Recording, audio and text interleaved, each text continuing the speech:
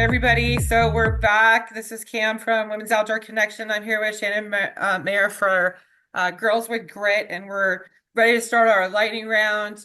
Again, I keep saying I need some theme music, but I don't have it yet.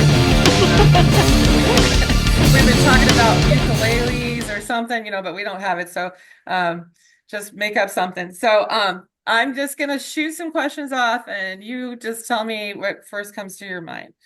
So, what did you want to be when you were growing up? A veterinarian. Of what? A veterinarian, like a horse vet. Oh, really? Okay. Yeah. You started doing that. That's that's cool. I imagine you've probably seen calves born. Yeah, I've seen a few. I am like always whenever I have to go get my horse's teeth floated or something, I'm always like super into like Jenny's my vet and I'm like, "Okay, Jenny, what are you doing now?" Like I get super into it. So, That's cool. I yeah. love that. I Yeah. love animals, so for me that I could totally see that. So did you ever in your life like win an award, and if what that award is, which one are you most proud of? Oh my gosh, an award. I would say personally, I think the coolest award that it wasn't an award I won, it was an award my great grandpa I got. He's passed away since, but he was like this famous architect and he won a lifetime achievement award that I got to go and like Oh, basically like, you cool. know, get for him and do a speech about his life. And he was like, this is a very, very long time ago that he was like, was an orphan and he turned into this like, I mean, he did like the Seattle University Chapel, like that he was a famous architect in all of Washington. And so I think that's probably the most special award. And it wasn't even for me, it was for someone else that I sadly never got to know. I think So that's perfect. That's absolutely perfect. What are you most excited about this week? oh, this week. I have this huge fly fishing event that I'm helping put on for Red's Fly Shop. It's a women's event. It's actually kind of like, what you guys are doing. We're doing it at the end of the month together, but it's in the Yakima River Canyon and we're doing yoga and fly fishing workshops and um like I just get to hang out with a bunch of women and get to know them and teach them some skills and then we get to go have lunch and like I'm really excited about that. I'm like I make feather earrings and I actually burn like hats with mountains on them and stuff. So I'm like neck deep trying to get all that done. So I'm excited to finish all that for that and then go to that and just like And be able to be like there and chill and enjoy. relax, right? Yeah. Yeah, no, it's a lot of work, it's like It is. yeah, but you're doing it out of passion, so that makes a big difference for sure. Yep. What's your go-to adventure snack or drink? What do you always have? I always have fruit snacks Fruit when snack. I'm trail running. Some type Okay. of fruit snack, whether it's like gummy bears or like little unicorn fruit snacks that I bought for my kids that I stole from them.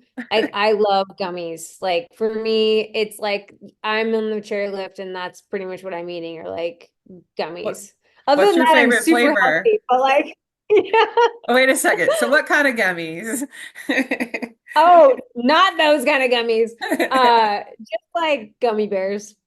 Oh, okay. But do you have a Good favorite old gummy color? What's bears. color flavor? Do you care? Just like the kind you buy at the store, like AM PM, like gummy bears, preferably organic, Yeah. but like if not, I always eat the green ones, even though like I don't think any of them are like a different flavor per se. I just yeah. think they're like a different color. Like I don't know. I should know that. So, what's one of the things that you always carry on your outdoor trips? I mean, based on all the different activities you're doing, maybe we should choose one. Let's see, what's something that you always have with you when you go skiing? Well, my phone, mainly because, well, I mean, if I'm in the backcountry, I obviously want it for, getting a hold of people. But as a photographer and like take videographer, like I love every clinic I teach, whether or even if I'm not teaching and I'm just skiing, free skiing, I always am taking photos and videos. Yeah. And something that I offer at my all my clinics is that I give people like professional videos and photos from every single, like all of them. They can use them for any personal use that they possibly want. So Right. for me, my phone, mainly because I have little kids and I want to be them to like get a hold of me if they need to. But Right. the main, like, secondly, is just I love shooting photos Yeah. and I love capturing happiness. So for Yeah. me, yeah, Nice. my phone. Well, and a lot of times when you're teaching or you're coaching, it's important, and I take a lot of clinics personally for my skiing as well. It's important to get yourself captured in movement so you can see the Yeah, areas that you need to be working on. I know my right turn is stronger than my left turn. And I know that I don't tend to have the right rhythm when it comes sometimes between them, like one's faster than the other, or maybe my angle is not right. So I think it's important for friends to do that for each other too. If you're wanting to improve, it's a great way to yeah, do it. But for capturing sure. joy is probably more important than that. So, what is in your wheelhouse as far as a bucket list thing in the next 5 years? Oh, the next 5 years. It could Well, be as two far as, years, it could be 1 year. It doesn't. well, I would love to run around Mount Hood in a day next year. That is like a big goal of mine. So if I got any girls out there that want to go and do that with me, call me. Okay. Run around Um, Mount Hood. I love it. I don't race anymore. I used to trail race and I don't really have time. I've kind of had to choose where my time goes, but I still train for like ultra runs. Yeah. And I love setting, just like last year I did the enchantments with a few of my friends. We just did it in 3 days. So we ran, whatever, 30 miles a day.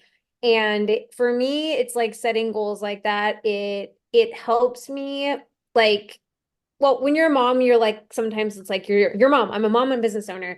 Well, then I kind of lose myself a little Yeah. bit. And so for setting those goals, it gets me up at 4 in the morning to train, and it gets me out, my friends and I out running in the dark together. And Yeah.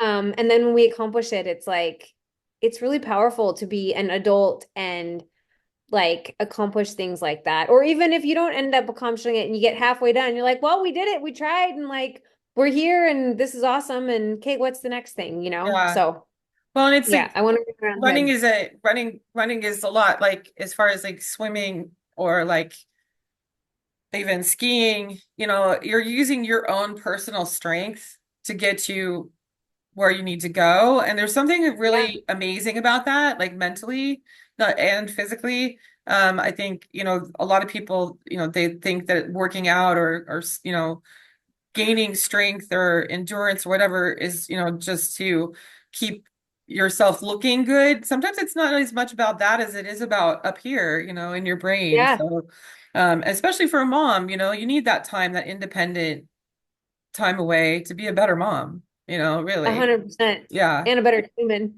Yeah.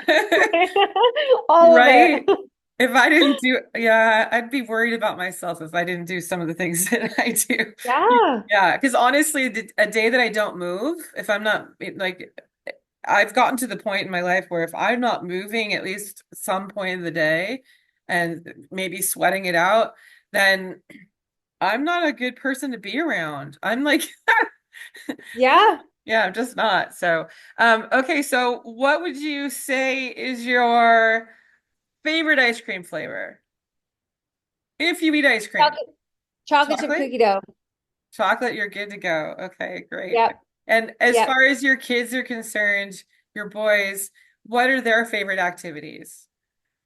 Oh man, it depends on the season. They're like us. They Yeah. river paddleboard, they mountain bike, they ski, they dirt bike. They both did their first dirt bike race last weekend, which was amazing and terrifying as a parent, like, Yeah. but so fun. And they just love it all. And Good. I'm teaching them how to fly fish. My husband doesn't fly fish at all, so I'm teaching my boys how to fly fish. And yeah, I mean, just pick a season. I think their favorite sport though is skiing. Like I would say 100%. Like they both can't wait for ski season. Yeah. Very cool. Boy, they're gonna, growing up like that, up active will resonate with them for the rest of their lives. You're growing amazing humans, which is really Oh, good. thank you. Yeah, congratulations on that. Um, Thank you. when let's see, when you look back on all the things that have happened in your life and all the different journeys and places that you've been, um, was there something specific that surprised you so far in your life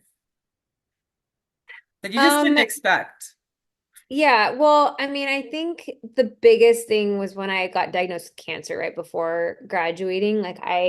That kind of, so kind of backing up a little bit before that. So, like I said, I played soccer at a super high level and I played in Europe and I got offered a professional spot to go play for Newcastle Women's United in when I was like 17 years old over in Um, England. And I ended up not going and deciding to go to college because part of the deal was like I couldn't go to college, and that was not ever something that I wasn't going to do. It just in my mind. And so I came back and I ended up deciding to go to Western and take an academic scholarship instead of taking a soccer scholarship because I got like a bunch of soccer scholarships, but none not in state. And so I ended up just walking on the soccer team and didn't like the coach. He wouldn't let me ski. And I was like, you're not paying me to play soccer. Like, why can't I ski? So I was like, well, I chose not to go pro. So I am giving up soccer and I'm okay with that. Well, it turns out I wasn't okay with it. I didn't know once I was out of it, I didn't know who I was anymore. Because I was a soccer player. yeah, grew up That that was my way. life. So Yeah. I ended up just doing this just crash and burn. Like I ended up becoming bulimic and anorexic and becoming obsessed with exercising. I got down to 100 or I got down to 78 pounds. Oh my. And I'm normally like 120. Like that's like my happy 78 pounds. And everyone's telling me that I'm like super skinny and need help. I'm not listening to anybody. And at the time, and I was minoring in ballet at the time, and my ballet teacher comes up to me and she's like, "So you are now too skinny and not strong enough to actually be in to go forward in this program." Like Wow. my ballet teacher, which Yeah. dance is a known, you're very small. So that kind of snapped me out of it. And I ended up getting through that. And I mean, anyone with an eating disorder knows it takes a long time. Like I think it was about 10 years until I had a healthy relationship with eating. But I, worked through that and got back to my normal weight, like a year later. Well, several years after that was when I got diagnosed with cancer. Mm. And so I had, basically destroyed my body for a year, living this super unhealthy lifestyle, starving it. And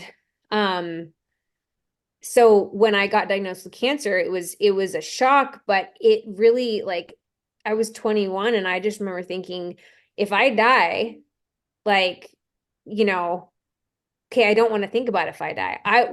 If I live, what am I gonna do? Mm. And I was like, it cannot be about what I look like, what people think about me, any of that anymore. So my whole mindset, like you said earlier, it changed from I work out to look this way and I Yeah. wear this look this way. And it Yeah. changed to what do I need to do to be healthy? What do I need to do to fit accomplish my goals, to get up that mountain, to get down that mountain? Yeah. Like, and what do I like? What I look like? I mean, I like feathers in my hair. Cool. Yeah. I've had them in there for 12 years. You don't like them? I don't care. That's Yeah. fine. They're in That's my your hair. problem. You know, Yeah.